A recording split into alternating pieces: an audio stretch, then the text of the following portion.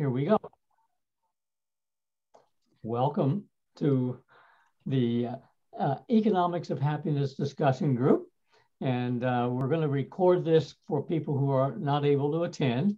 And you'll be able to, people who haven't been able to come tonight will be able to know a little bit more, because we're going to start by talking a little bit about, or just introducing ourselves and talking just a little icebreaker, what you expect to get out of the course or what attracted you to think about enrolling and discussing it. So I'm Chuck Lynn. Most of you know me already, although April points out that we've never actually seen each other in person on screen. So that's cool. And so I'm now the outreach volunteer for Simply Living. And I still am involved in doing events like this. And but I'm not on the board anymore, and I'm trying to do less so I can write more. I'm trying to write articles on medium.com, if anybody familiar with Medium. And so I've been working on one for several months. Anyway, it's not unrelated to this, so I'll probably be regaling you with some of these things. I promised that I would start out by putting a little not a diatribe, but a little framework for the discussion for today and for each session. So for now, most of you know who I am, and I'll go by around the circle on the screen, and we'll let April identify herself and say how you got interested.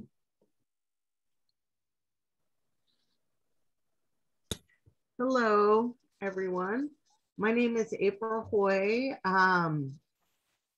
I am the education director at Stratford Ecological Center. I've worked there for the past 15 years on staff. I was a volunteer a couple of years before that. I grew up, my dad is a naturalist and farmer, and he's always worked for nonprofit organizations. And I grew up with a really strong connection to our natural world, and happened to have parents who engaged me in the natural processes of the earth, growing food, and just connecting with the natural world in general.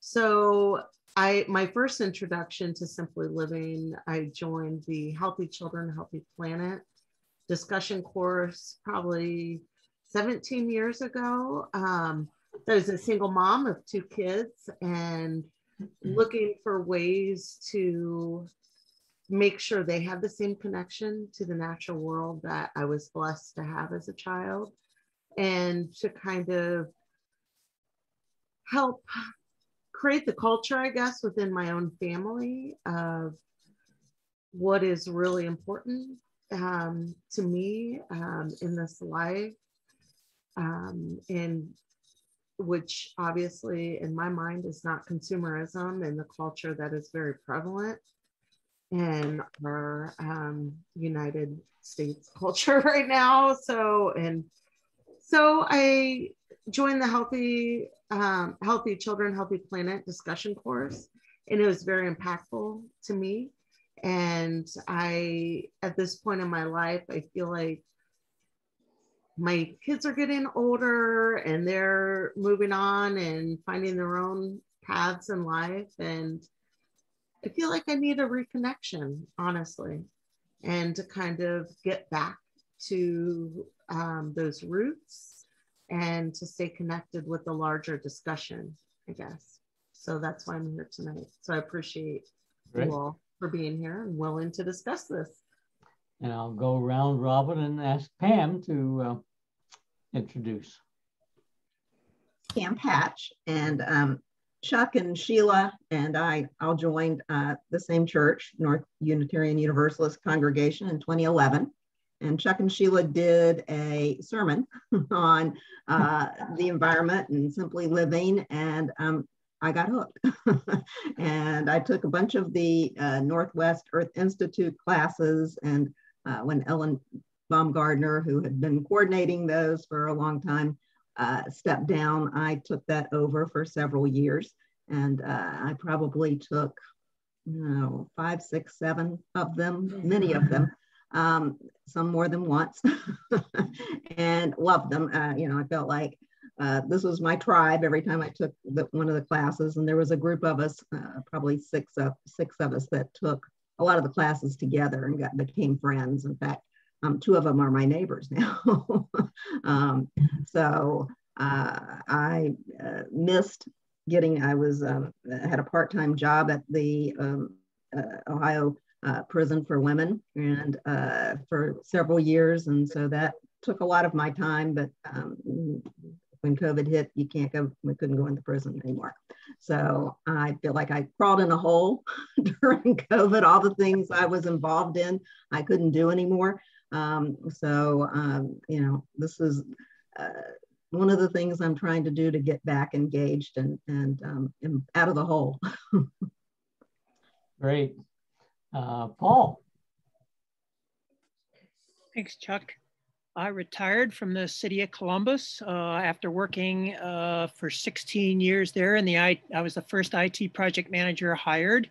So I was on the mayor's green team for about over 10 years. So I got into sustainability through working for the city.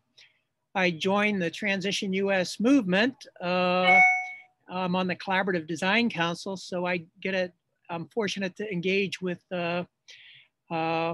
Chuck periodically and other members of Simply Living. And I was lucky enough to spearhead Columbus being recognized as the most intelligent community in the world in 2015. And I was actually on the annual, just today, Chuck, we have our annual global summit. And one of the individuals from Canada mentioned this book. Can't quite read it. It's Anna Lesky's book. Oh, yeah. Oh, awesome. Yeah. The Economics of Happiness, Building Genuine Wealth. And I saw this, so I got the email from Simply Living today, and I invited, I don't know whether you saw the emails or not, Chuck, but there was about 6 or 7 individuals that I invited to attend. Oh, great. And I actually even offered to pay them to, or pay Simply Living for them to be able to attend. So I don't know whether this group will want them to join going forward, but it's at least 4 of them are from the Transition US movement, Oh, and 3 or 4 other ones are part of the ICF. So I hope they'll get a chance to listen to this recording and maybe join us in the future. So this is great. I really enjoyed participating. Great. I'm looking forward to it. Anne Marie. Hi, I'm Anne Marie Kondo, and I first was introduced to Simply Living and met Chuck back when the Clintonville Community Market first opened on Crestview and Calumet. It's right around the corner from my house. And so I just kind of been a member off and on since then, and my kids are now grown, and I've been getting the emails about different events and things. And the past several years, I had been doing quite a bit of work with Sierra Club on environmental issues, and mostly a lot of their sort of outreach type things. And that's been great, but I've kind of been just looking for opportunities to learn more and to connect with people who are like-minded, and to try to kind of improve my connection with the earth and with, you know, living a good lifestyle that, you know, is not getting away from consumerism and things like that. So I'm a science writer and editor. I write and edit for science educational products. So I used to work full-time, and I don't work full-time anymore. I'm from home. I do contract work. So I've been working from home since 2013. Started to cut The COVID thing wasn't a big shock with that, except I'm working from home also. So it makes it an interesting dynamic in the house. And our daughter moved home because she's going back to school. So kind of, went from me being here by myself all day to a full household again. It's okay. All right. That's about it. That's great. I want to begin with a few housekeeping details. I mentioned earlier that I'm going to open this up and I'm going to promote each of the sessions separately. And I mentioned that we have two other people who are committed starting next week to be part of the class.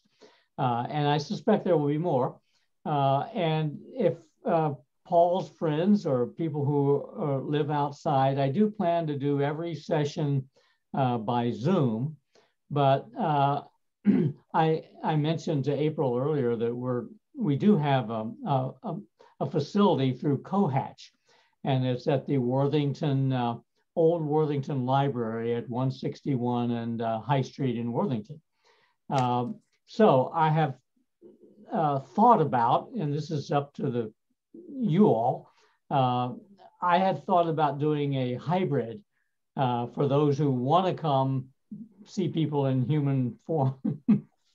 Okay, we're all humans, but in a more face-to-face venue. We do have a nice boardroom that has it's what we use as our boardroom. It has a nice flat screen TV. I'm thinking I could just bring my laptop and we could, connect to Zoom. We have Wi-Fi in the building, and people who were not able to attend in person could be participating because I would have the camera on my,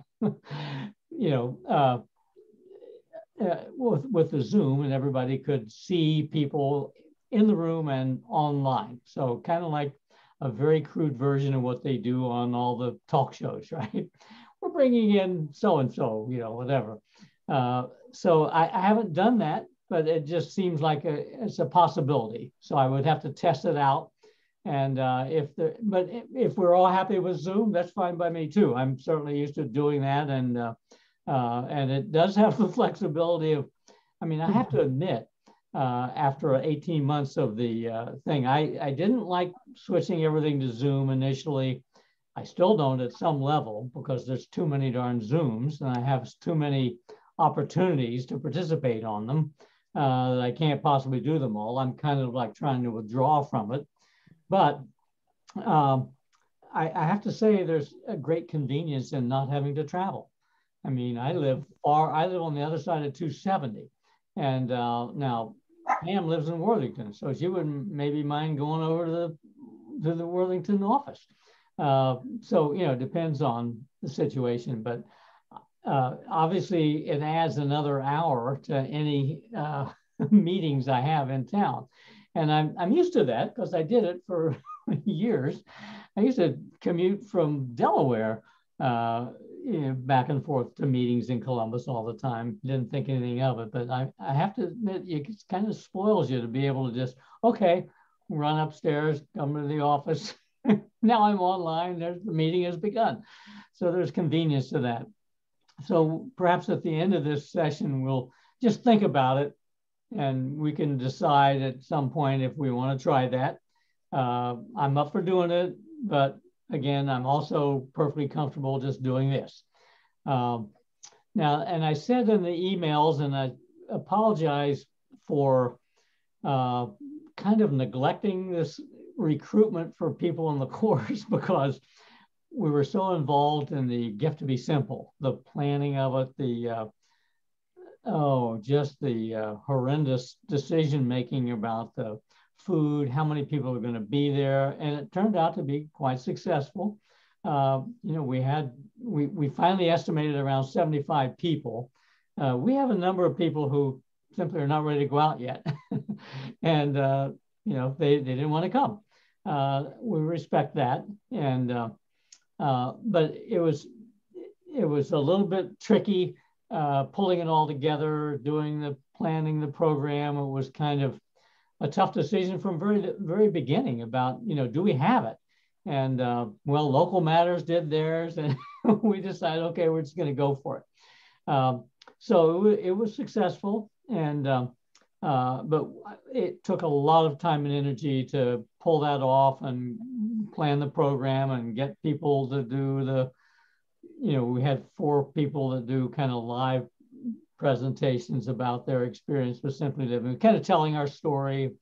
And I was involved in some of the development of the old images and themes from previous things. So I was very involved in it, even though I'm not on the board. I was involved on the committee to plan it. So I didn't really do as much other than I put it in the Friday update.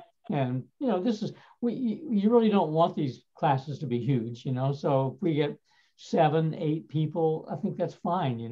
We don't need to have it be 25 people. It just gets to be a little bit, we want it to be smaller. The discussion groups with Eco Challenge typically they recommend 8 to 12. And again, not everybody can come every time. There's some conflict or whatever it comes up.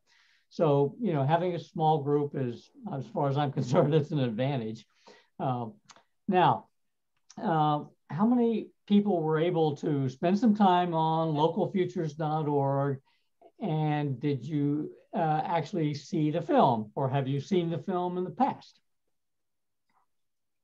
I see a couple of nods and a shake from Paul. He didn't get to it. I haven't seen it. Okay. I saw the film a while ago. Yeah. Not recently, but yeah. Yeah, that's fine. That's fine. I do recommend that for the remainder of the sessions, watching it. It's now available free on their website, and I think I've sent everybody that link. And Simply Living has shown that film, I think around 50 times to a whole variety of groups in different venues.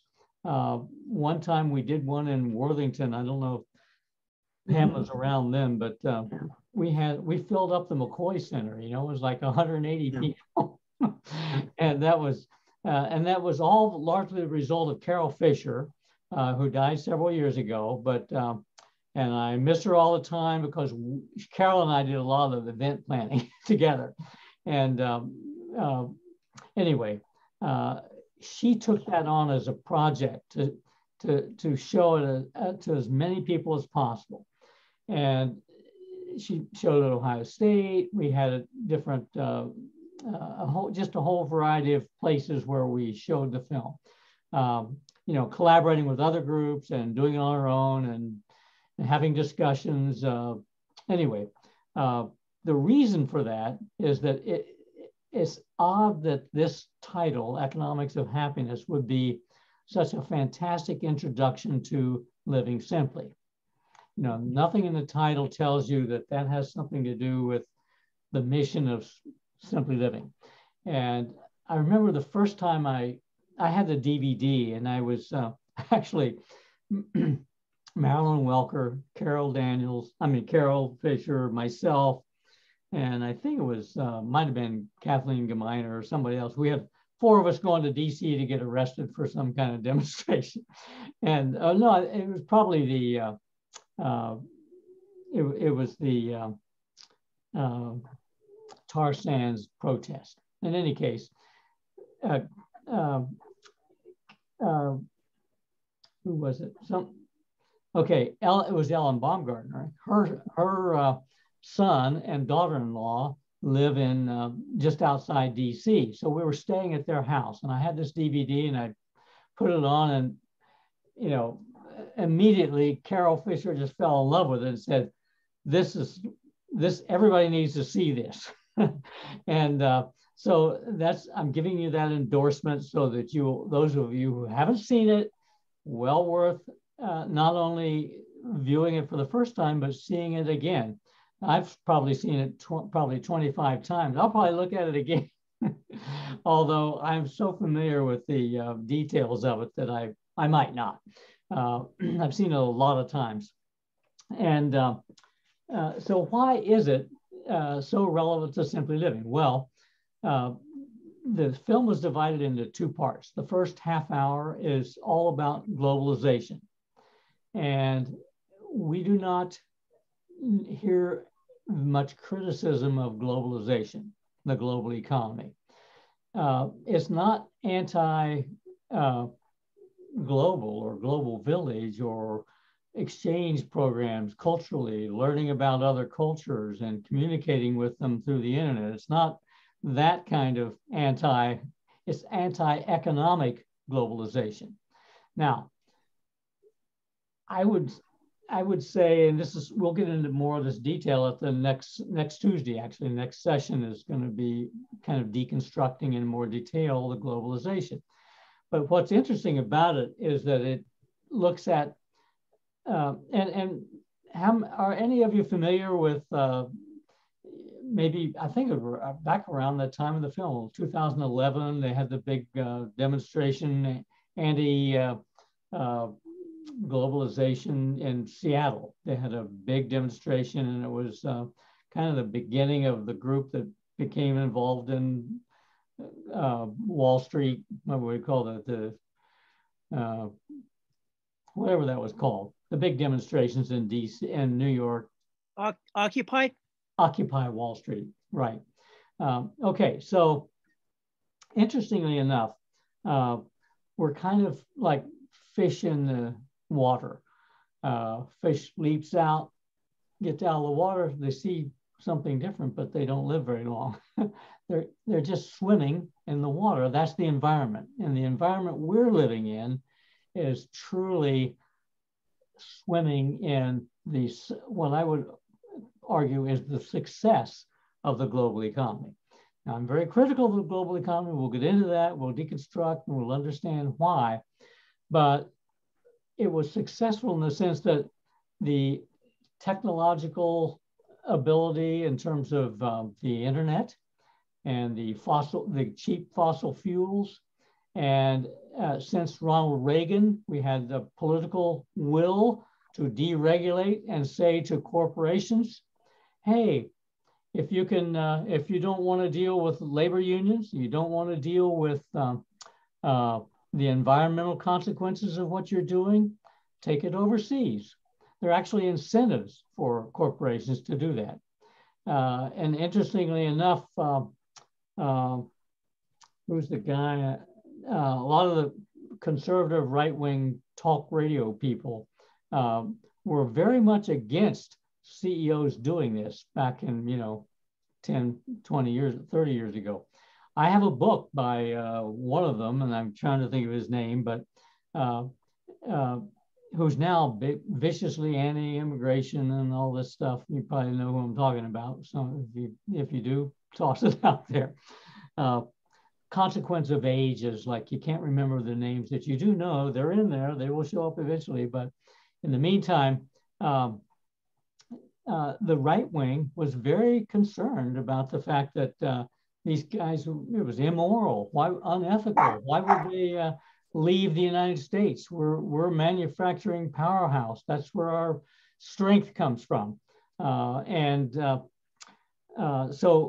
the result, though, of giving the go-ahead politically for firms to do that is that I don't know the statistics off the top of my head, but we've lost huge percentage of our manufacturing base. The union movement has gone from something like 20, low 20% to like 7 or 8%. So the unions went down. That's been happening again for the last 30 years. The same for the EPA has really been captured by the oil and fossil fuel industry. It's a question of, some people call it the Environmental Permitting Agency. It's how much pollution can you do before we will allow? And so the result of this has been an incredible achievement in terms of the supply chains. Now we're starting to see the consequences of that supply chain issue that's global. But in the film, you will see the absurdity of how the supply chains in the global economy, they will, grow apples in China and they'll be processed in England and go back to, then get shipped for, across the seas for, you know, all of the things that we have are not only part of a complex supply chain to get things from extraction to production to marketing to distribution and throwaway. It takes an incredible ability to make that happen. And the internet, of course, is a huge driver and gives us the capacity to do that. So we have CEOs that can say to their own employees in the United States, we're going to send you over to India to train you in how to do what you've been doing here. You have to just train them because they'll do it for $3 an hour, and we can no longer afford to pay you $25 an hour. And then just for historical records, some of you are old enough, I think we all are old enough to remember when Walmart first started their business, it was all about Buy American, right? And now it's literally the emporium for Chinese goods, right? and goods from primarily China. And China has done exactly what the United States did from the global economy point of view. The United States until 1981, from the very beginning, since Alexander Hamilton, we were a tariff nation. No, there were no talk of free trade. In order to deal with with England, this is one of the reasons that we had the independence and anti-colonialism at the early stage of the late 18th century. We said no, and we had a Boston Tea Party because the the East India Company in England was trying to charge us, these big high prices for their tea, and we realized that no, we can grow tea, and they threw the tea in the Boston Harbor. History lesson over, but the point being that China said, okay, we'll take your manufacturing base, and now we have the capacity at this point to export all the goods to around the world, just as England did around the world, and just as the United States has done since become the most powerful country since the 1950s and post-World War II. And we've really inherited the colonial world, the map that England and the Western Europeans who colonialized the world. We're now deconstructing that. We're figuring out, oh, well, and the pandemic has kind of helped in that sense. Suddenly we realize, oh yeah, we're dependent on the supply parts from China because we can't get protective masks. we can't make them here. We could have used cloth mask. We've already insourced from immigrants the entire textile industry. We could have had cloth mask, but anyway, that's a distraction. So the point being that we don't hear through the mainstream media the story of the criticisms of globalization. We're swimming in it, and the corporate media are simply extensions of that. And the corporate media have made a deal with the traditionally the radio and TV through advertising, and now through Facebook and social media and the internet, people track us, sell us to the advertisers and give us a free service. Well, it was a devil's bargain when we did it with TV. Even back in the radio, it was going to be the new internet. Back in, you could communicate with everybody. The ham radio still has an active tradition of people doing that, CB. But the deal was we will sell airtime, and the programming then is supported by advertisers. Most of us are old enough to remember. I've still got jingles in my head, use Ajax, the foaming cleanser, or wash the dirt right down the drain. It becomes a kind of propaganda that infects our brains and our minds in the whole process of commodity goods and services and the value in buying those, and the whole issue with lately in Simply Living. I don't know. Okay, and I'm taking the voluntary simplicity course, and I put out the links to Affluenza by John DeGraff. And I noticed that, those are Affluenza and Escape from Affluenza are available for free to watch on YouTube. Highly recommended to understand the deconstruction or the disclosing of the kind of looking behind the scene, opening up your mind, separating yourself enough to see a different perspective on how this commercialization has affected us. Okay, so all right, so that's been I just wanted to say that John DeGraff is going to be on. Vicki Robin, some of you remember Vicki Robin as the co-author of Your Money or Your Life, and Simply Living Is Now. Randall Loop, like Jeff Sharp, has come back to say, hey, I want to do Your Money or Your Life again. And it's available now. You can download it on our website, or you can take live courses from Randall Loop. Wonderful stuff. But she also started the New American Dream website, and she is now working with the Richard Heinberg and the resilience.org. Highly recommend resilience.org. I get my daily resilience every day in my inbox, which is a great opportunity to feel positive. I'll relate to that when I talk about the second part, localization. But to finish that up, Vicki is interviewing on her podcast, which is called what could possibly go right. So she interviews thought leaders like John DeGraff, and she's interviewing him for the next thing. I'll be putting it in my update. At least I intend to. I don't always get in everything that I have in my folder. So global economy, we're swimming in it. It affects us in ways that are in a large part almost unconscious. We're swimming in it to the point of convenience being something that we just take for granted. And I like to say, if the stock market goes down, we have a crash, we begin to layer toward more localized resources, we're going to miss the global economy because it's so incredibly convenient. Who among us can say we don't buy things from Target or Amazon or Walmart or Kroger or whatever? These shelves are full of stuff. And that stuff, according to the Rocky Mountain Institute, is about 42% embedded CO2.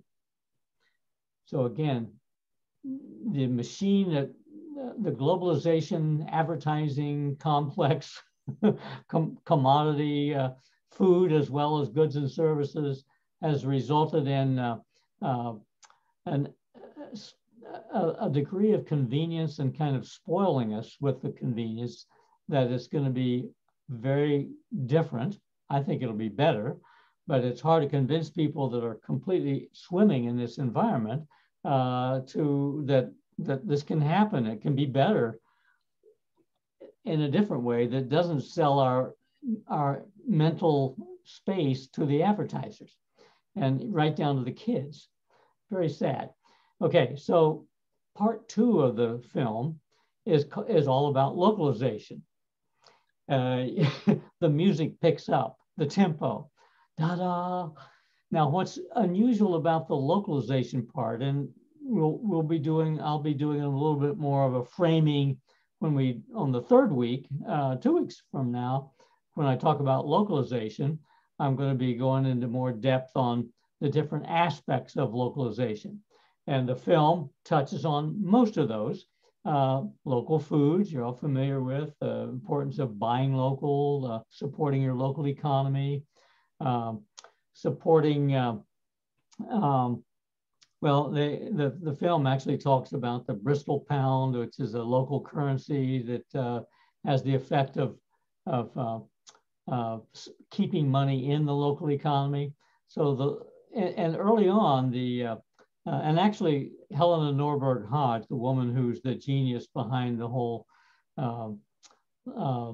this whole theme, the Local Futures website, the International Society for Ecological, whatever, culture, I think it is a close buddy with Michael Schumann, who's the guru of local economy. And they go to each other's conferences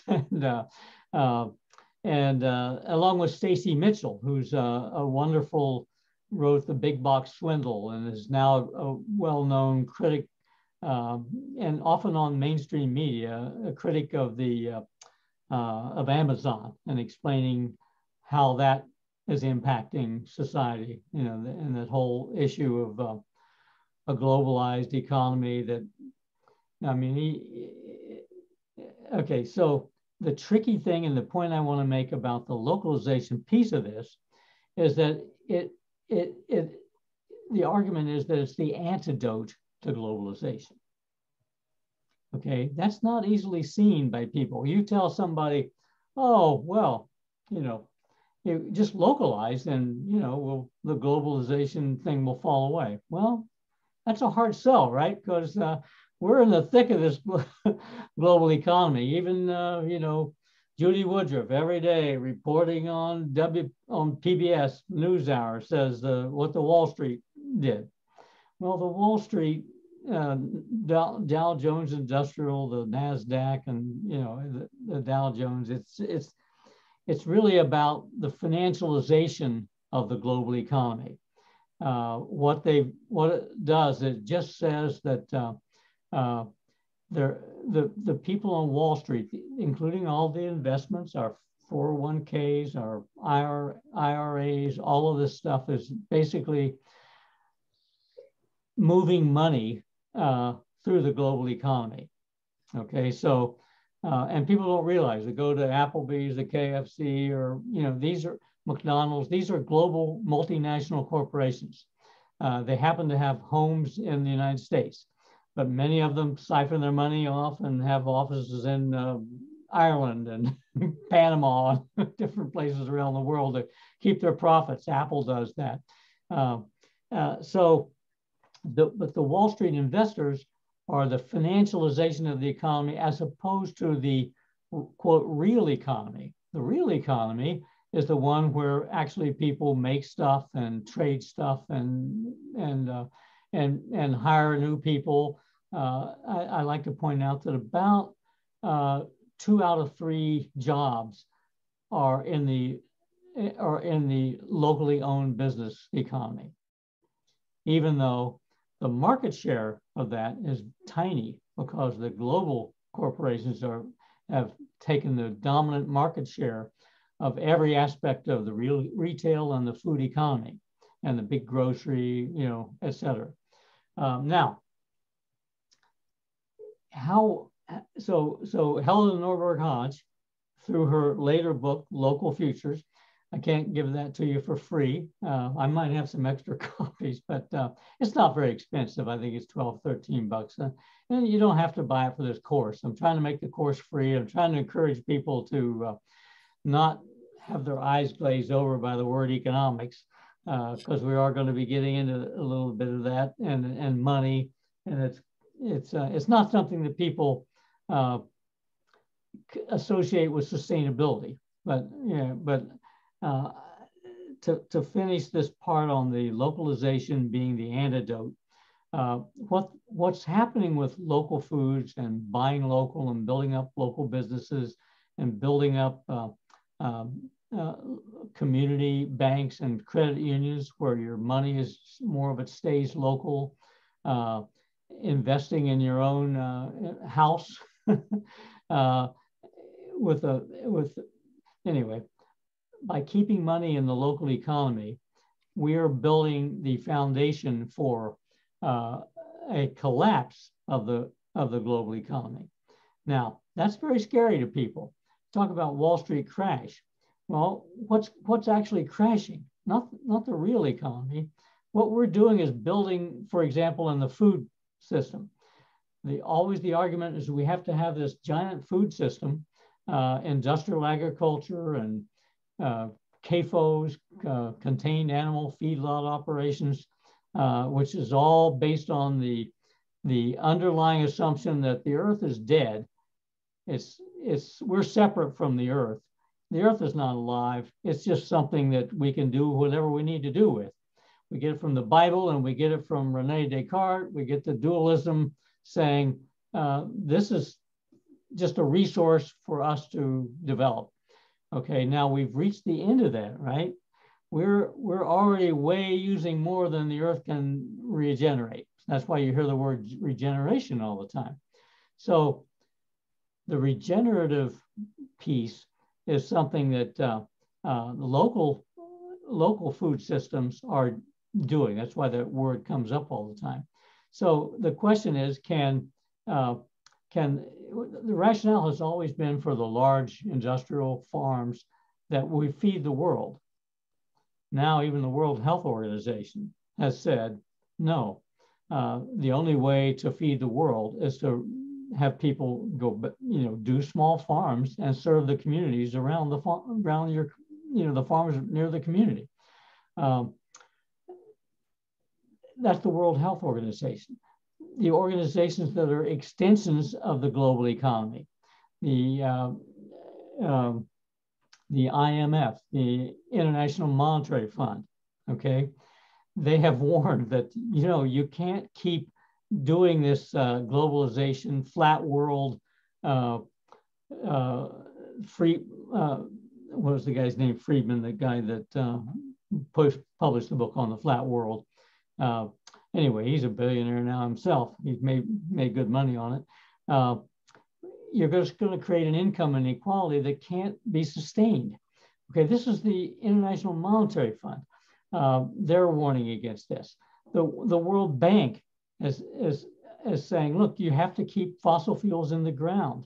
You can't keep pretending that you can provide disinformation and confuse people and think that there's some kind of way we can keep using technology to buy ourselves or to have wage some magic technology wand to suck carbon out of the air or whatever and solve our problems. It's, that lie is, so reality is what is changing.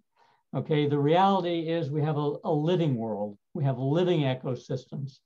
And the localization is largely linked to sustainability, because when you're operating regionally and locally with local farms and local food and local institutions and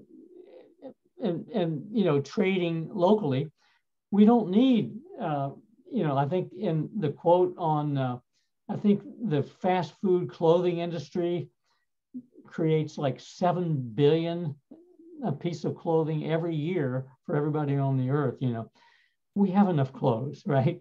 We don't need to commodify and waste and do the pollution that is required to keep generating our new factions or whatever. I know I'm preaching to the choir, but my point is that localization has much more capacity, and this includes investment. So yes, we have Wall Street, which is taking about $30 trillion. If you add up all the money and all the IRAs and 401ks and savings accounts, I promise to stop in a couple of minutes and have more of a discussion here. But that's about $30 trillion that is investment capital that's going to feed the global economy, about 99% of it. Okay. Now imagine what used to be. We used to have Chicago exchange. We could have a Columbus. There's actually a company that has developed an entire automated stock exchange that can be implemented by a local urban area or whatever. So people can invest in, our favorite industries locally. We can, if Crema peanut butter wanted to expand, we could invest in Crema, and we can invest in companies who are doing well in serving our local community and region. Now, local stock exchanges, not out of the question. Local community banks can handle, and in fact, local community banks and credit unions are the primary drivers of investing in small business and the local economy that actually creates the real economy of people who are working making stuff and providing services locally. Many of these services, you can't outsource every service. You know, a lot of that still has to be local.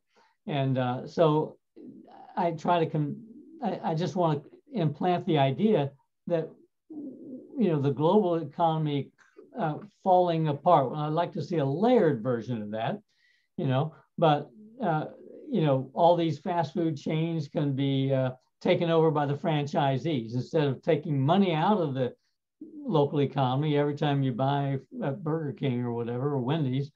Of course, we have Wendy's local, but in any case, the local and global dynamic play off each other, and the result is potentially a sustainable future if we can begin to make this transition from really the idea that we can do anything we want, unlimited growth, planets, you know, we can do mountaintop removal, we can, you know, strip mine, we can go to Africa and dig up diamonds or coffee, grow coffee with cheap labor. All of this stuff is unsustainable, and it needs to collapse, okay? And it likely will collapse. I'm not trying to say make it collapse. I'm just saying that the systems are unsustainable, and anything we can do as consumers, we can simply drop out of that merry-go-round, and we can be more eco-conscious, aware, et cetera. All the messages of simply living. Great. But a lot of this is to underscore that this big picture relates to Simply Living's theme of creating a more sustainable world. And if people understand that the global economy is not something to be feared, that it's going to be, we need a layered transition to more local. It doesn't have to happen all at once. It's already happening, right? Farmers markets are taking off like crazy. We even have people shearing wool, and there's a wool market in Ohio now, you know, from sheep farms. That hasn't happened in the past. See, so you know, we don't have to have. Anyway, that's my overarching theme for the session one, and now open to any thoughts you have or questions you have, and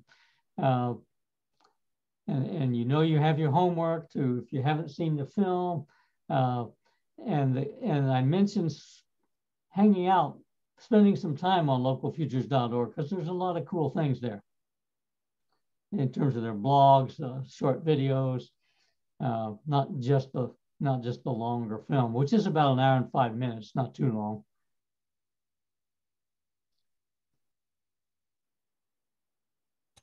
Awesome. Well, thank you, Chuck, so much. That was a really good overview of everything. And there's a lot to unpack there. My heavens. Brought up a lot of thoughts for me personally, and things in my life. And it's interesting going back to, you know, my first introduction to the Simply Living concept as an adult, a young adult with 2 young children. And my ex-husband was an undocumented immigrant from Mexico. And I say was because he's now in Mexico again. So I felt the effects directly of these free trade NAFTA agreement, that when NAFTA passed, it sent a lot of Mexican immigrants across the border, because when NAFTA went through the free trade, their local agriculture system pretty much collapsed. Well, not collapsed. I wouldn't say collapsed. I mean, they have still a very strong local agriculture trade, but could no longer compete with cheap corn from. Yes, exactly. They couldn't compete. So a lot of people came across the border, including my ex-husband, and because of other issues related to immigration, which is the United States lust for cheap labor, immigration policies did not pass. My children were raised essentially without a father, because I didn't want to move them to Mexico where they had limited opportunities, especially my daughter. So long story short, I personally have experienced the effects of globalization. My children have, but I've also experienced the effects of a strong local community. My grandparents were small farmers in Coshocton County, Ohio. My father was a small farmer. And when I was little, the small farm agriculture community was thriving much more than it is now. Yeah. And we essentially lived off the land, close to home, local economy, knew our neighbors, all that good stuff. And even now working at Stratford, though we model a small farm and we truly are a working small farm, it's been harder for us to find local small producer or I'm sorry, not producers, but processors who will process our meat and things like that, because the infrastructure of the small farm has deteriorated. And it's interesting to me, the things that come to mind with everything you said back, you know, when I really started to explore this as an adult, it was about corporations were expanding. I remember Bill Clinton was in office and hearing on the radio about in 5 to 10 years, there would be 5 major corporations kind of governing or ruling our local or our global economies. I'm sorry. And that was the big issue then, these corporations, and it still is the big issue.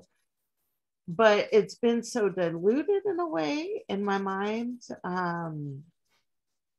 where the corporations have gotten smart and kind of diversified superficially, I guess, when they're not really diversified, but they're putting on that front.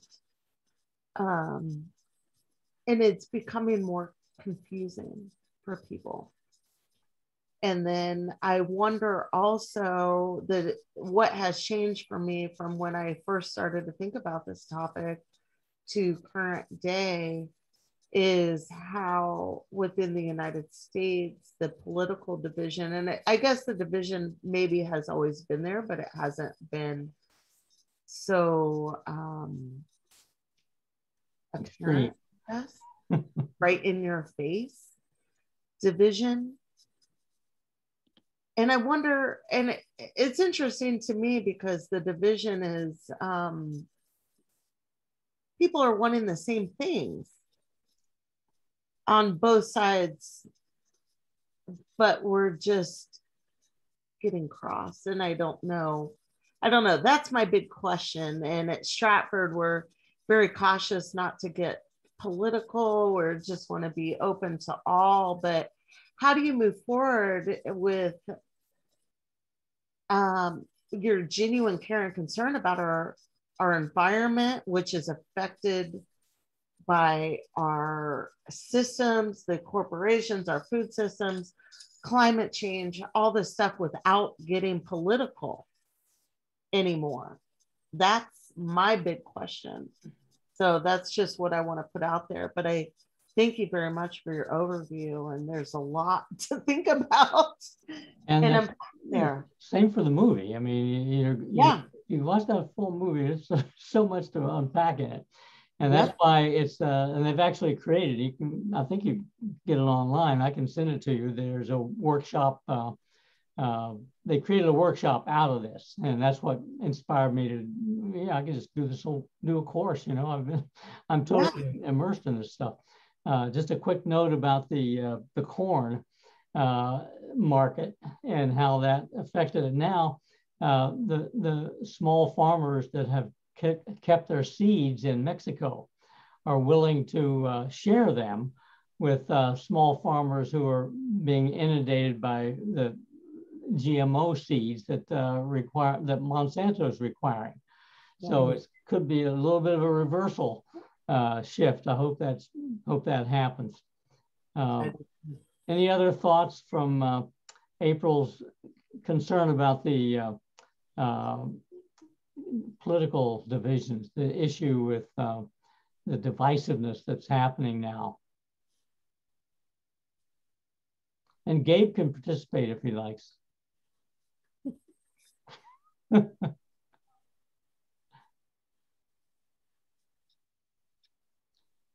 It's not an easy nut to crack, huh? The extremism of the, WGRN carries Tom Hartman every day, 12 noon to 3 p.m. It's a talk show, but he does a blog every day, so you don't have to listen to all 3 hours. You get themes, and he does a newsletter at least 4 or 5 times a week, and he has a lot of historical perspective on how the Republicans have morphed into the evil system that they've created. And it's really horrible. I'm just as speaking as the collective we of here on the screen are, the idea that people want to own the libs, it's scary and threatening, and it's really politicized, even like the, and the opposite. We've politicized the pandemic. We can't listen to the fact that I like to point out that we could have, instead of assuming that only the pharmaceutical industry can profit from the pandemic by creating expensive vaccines, even now, Merck comes up with a pill and they want to charge $712 for a week's treatment of the thing. It's insane. But we could have at least offered free vitamin D. So we know that there's clear research that vitamin D, if it's over 50, your immune system is likely to be able to handle the virus in terms of minimized hospitalization, death, et cetera. And it's almost, you can go down 40, 30, 20, 10, especially for people of color who don't absorb the vitamin D from the sun because of pigmentation. Anyway, that's kind of an aside, but I only say that in the sense of we have really allowed, Tom Hartman would say, these the commercial global elite, wealthy individuals and corporations have made a decision back in the 70s actually to, we've got a problem, because my generation during the 60s were a threat and scared Richard Nixon, and because we protested the Vietnam War and they learned their lesson. They didn't have any more drafts. We'll raise private armies to fight our oil wars and whatever, communism in Vietnam, blah, blah, blah. So it's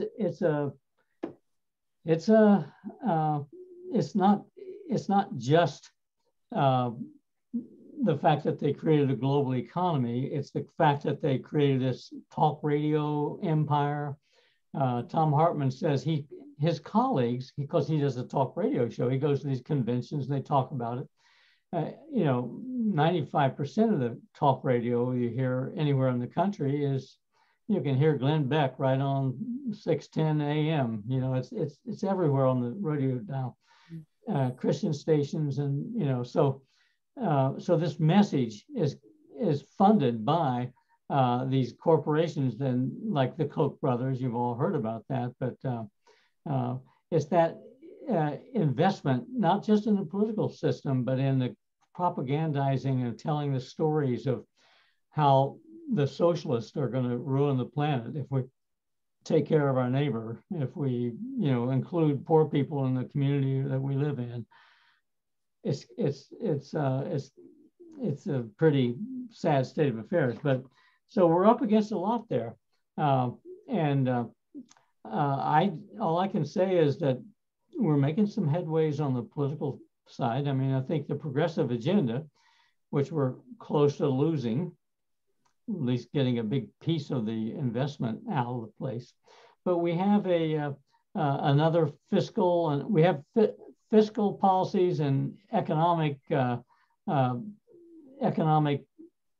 ideologues of a different, that aren't part of the neoliberalism system that deregulates and allows monopolies to happen and become global and do all these bad things. So we can actually, if in the next few years we can begin to seriously regulate monopolies, that'll have a huge effect on, getting money out of politics. The 28th Amendment is ready. We just can't get even our city council to recommend it. I mean, it's really a challenge to get people to go against the status quo. We're swimming in it. It's a huge impulse to do what we've been doing, and to think that we can make incremental changes and stop climate change. And it just isn't true. Mm-hmm. But the progressive agenda, you can just Google it, is the House, the largest caucus in the House of Representatives is the Progressive Caucus. It's not just AOL and Ro Khanna, it's a lot of people who get it in terms of what we need to do. But it's a tough one. Yeah. All right, it's 8:10. I'm happy to go as long as people want to go. I set it up as an hour and a half, something like that, but it can be whatever we want it to be. But I would like to hear other thoughts before we go in terms of what you think. Paul's got his thing off there. What are you thinking? You're unmuted. I'm in the back of my mind, I recognize this is being recorded, right? Yes. Mm-hmm. So I'm going to be careful with what I say, but I've enjoyed your overview. I don't want this played back at me at some point. So right now I'm dealing with, are you familiar with the terminology ESG? No. Okay, impact investing and ESG. Oh, yeah. Okay. Environment, social governance, and SRI, social responsible investing. Right. Uh-huh. So that's where I'm putting a lot of my effort in. Before I worked for the city of Columbus, I used to work for the state treasurer's office. So I've got an investment management background. I managed the state of Ohio's $2 billion lottery fund. So yeah, finance, investment, and globalization, localization, all these topics are phenomenal. So that's exactly why I'm really excited to participate in this conversation. And yeah, it's exciting. I can't think of anything I really disagreed with you on. So as far as a debate, yeah. So I'm looking forward to the rest of the sessions. I'll pass it back to everybody else. Great. So, Pam, unmute. Anne-Marie, you can unmute. And my dog was barking. Oh, well. Several times. I understand that. We have two dogs. Yeah. I mean, I agree also with what you've been saying. And today I went down to the State House and protested with Fair Districts groups. It was UU Day. And, I'm thinking, they talked about what 48% of the voters in Ohio vote Democrat and 52% vote Republican, but we're a red state because of gerrymandering. And, it's a way to manipulate and keep the Republicans in office, and then they can, promote their agenda. And, that they're actually, going against the Ohio Constitution that says that, that they had to draw the fair district lines, and it sets out all of this, timelines, and they're just not doing it. And Yeah. it's I think, you know, the because they're bought and paid for by the, you know, corporations. And, you know, every social justice issue I've ever gotten into, it has to do, boils down to the people with power and money are manipulating things in a way to get more power and more money. And, you know, I think we do need to go more local. And and it concerns me, the divisiveness. I mean, people have gotten really polarized. And one of the things Reverend Jim Van Beesler said today is that because we've, you know, manipulated the districts through gerrymandering, you're guaranteed, if it's a Republican district, the Republican is guaranteed to win because it's been manipulated. And so if you have Republican candidates trying to be, you know, the one that gets in the election, you have to be more and more extreme to, you know, get the followers and to get people to vote for you. And so that's part of why we've gotten this divisiveness, is because of, you know, gerrymandering. I think it's cheating. It's like, if you have to cheat to win, you shouldn't be in office. You know. Thanks for demonstrating. It was I don't know how many of us there were. It was a fairly good number of people. The big one's going to be on the 28th, but they're supposed to have this done by the 31st. They have 5 days. Four now. They haven't done anything. Did you get any media coverage? Nah. Well, I mean, we got local photographers. Bob Protakis was there, and somebody else was taking pictures. I forget who that was. So there were, you know, I don't think we got media coverage. No. Yeah, which again, so many of these global issues come back to local issues and really reclaiming democracy so that we can actually have people who represent us and not the corporations. Right. Well, you know, they were saying, if you already know the outcome of the election, why vote? You know, if you know it's gerrymandered and, you know, that it's predominantly Republicans because of the gerrymandering in your district, why bother? And why bother to run? We have, a good point. And but we do have the model of Stacey Abrams and the fact that half the people don't vote. And so there's a lot of people to turn out if we have the energy to make that happen.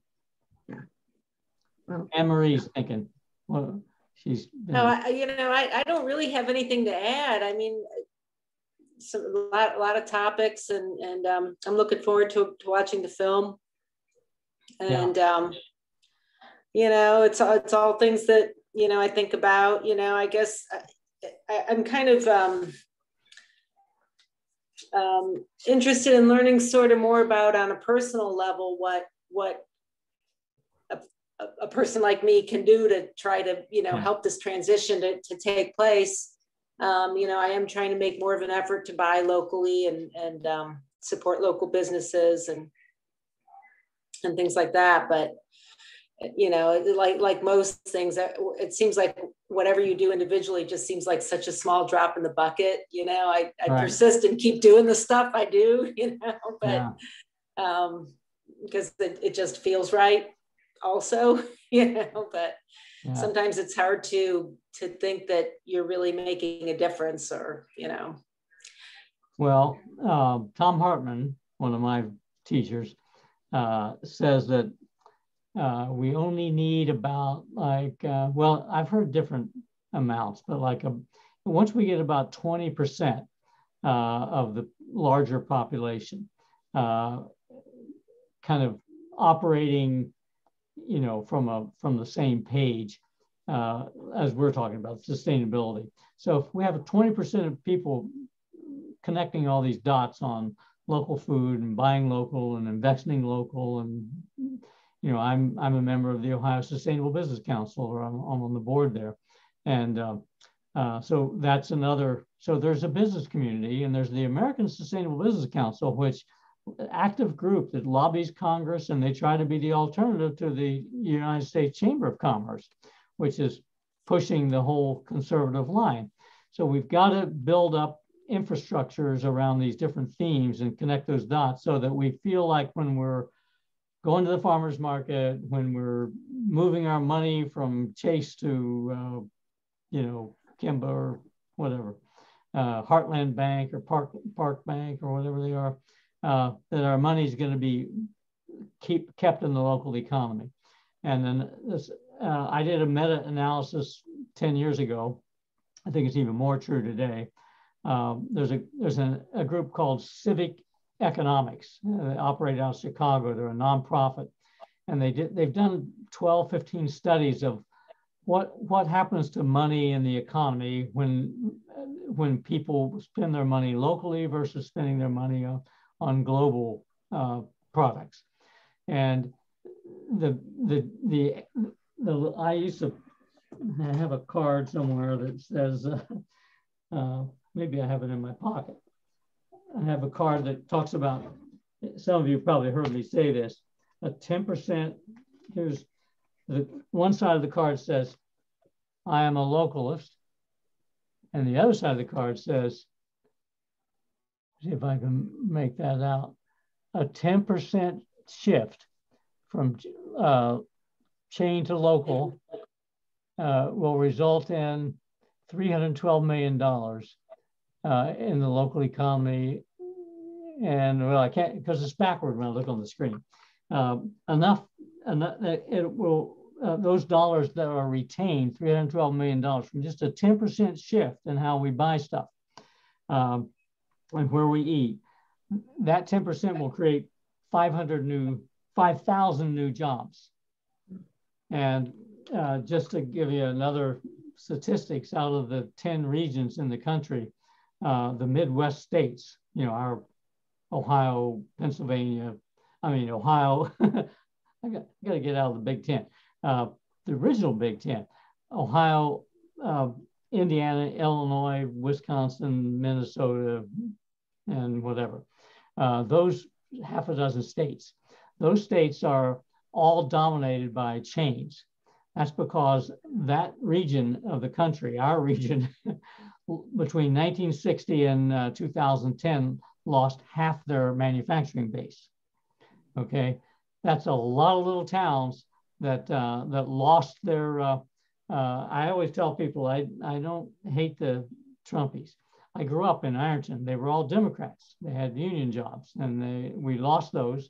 And now they turned to Trump because he's the one person that said what Sam Walton said about Walmart. We're going to bring the jobs home. We're going to do the jobs here, and bring back our jobs. That's what Trump's message was. Well, okay, they're not politicos, but they heard somebody that said what they wanted to hear. And Democrats have been not saying that and speaking, and they haven't supported card check and union forming. They've made a deal. They needed money to compete with Republicans by going to pharmaceuticals and Wall Street banks. That's what they've done. Hedge funds. Anyway, that's a real impact, and that's true of the entire United States. Now it varies widely in terms of how much localization happens, but Ohio, for example, is about 38th in the country in terms of being dominated by non-local businesses. Whereas states like, I think the state of Washington, they have some pretty good, they have a lot of local business there.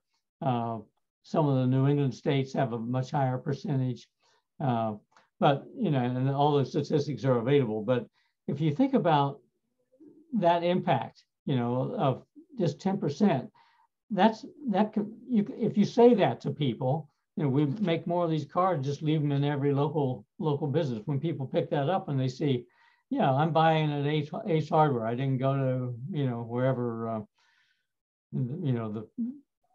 or they go to the chains dominate everything from auto parts to hardware stores, bookstores. They dominate the chains. So, and the grocery stores, we don't have that many locally owned grocery stores anymore. Grandview used to have Rife's grocery store, it's gone. But we have some, we have in Clintonville, we have the Wylands Market, and I shop at the Bexley Co-op now, since I can't shop anymore at my co-op. But I'm a member. You know, I drive 8-9 miles to shop there and know the people in the store, and I like the idea of a collaboratively owned business. So, you know, and again, I think that helps people recognize that it can make a difference. And when you keep the money in the local economy, it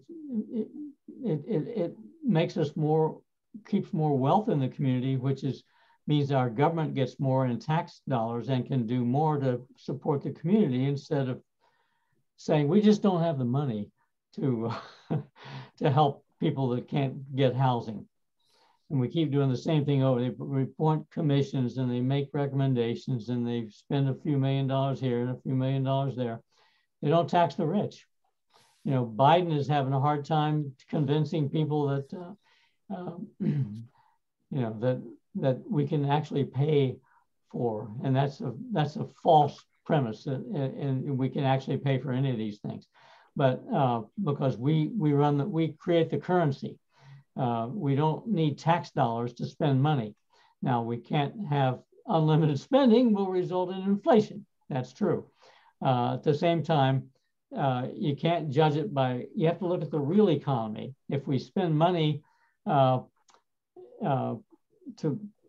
plant trees and hire people to plant those trees and hire arborists and you know, to fight climate change and you know, train people to be, you know, to manage community gardens and, you know, all these things that can help the environment. That's real economy, real work. And if the federal government, as they've been doing through the CARES Act and the original investments back in the Bush era, you know, you can spend money. All the Congress has to do is say, get the majority of people in both houses of the Congress to say, Medicare for all, we're going to do it. And the money is there. We just have to, we just have to say it. Now, it's complicated because we have an incredibly complex, ridiculous healthcare system with all the insurance company. But there's, you know, so it's complicated, but it's all part of a jigsaw puzzle. There's tensions back and forth that we can make decisions in a more eco-conscious way and ease the transition to a genuinely localized and regionalized. You know, bioregions is another term that the Earth Institute, the idea of having these, the Earth Institute courses relates to the idea of bioregionalism. That was one of the original courses, discussion courses.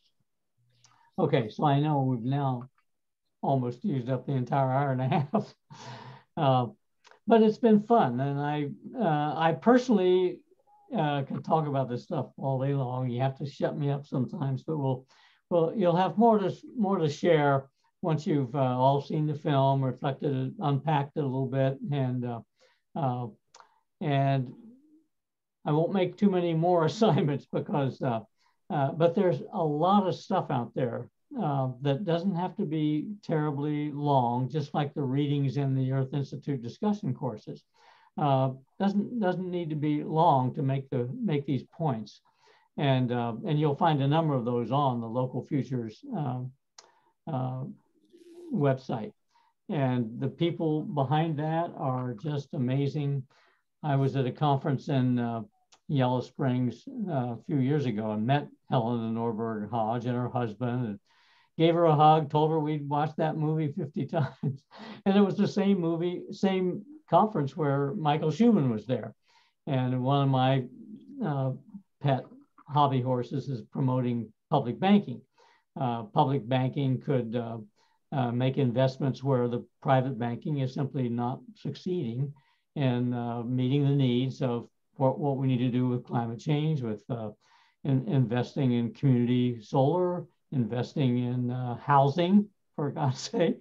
You know, that for some reason, the for-profit developers can't seem to make money on low-income housing. They just won't pay the rent they can get and people are paying a higher and higher percentage of the rent. It's a very ridiculous situation, but other cities have solved this housing problem. Pittsburgh's done a great job. One of my daughters used to live over there, and anyway, been fun. I'll end the recording and thank everyone. If I can find the record button here. Where is it? Oh yeah, pause, stop.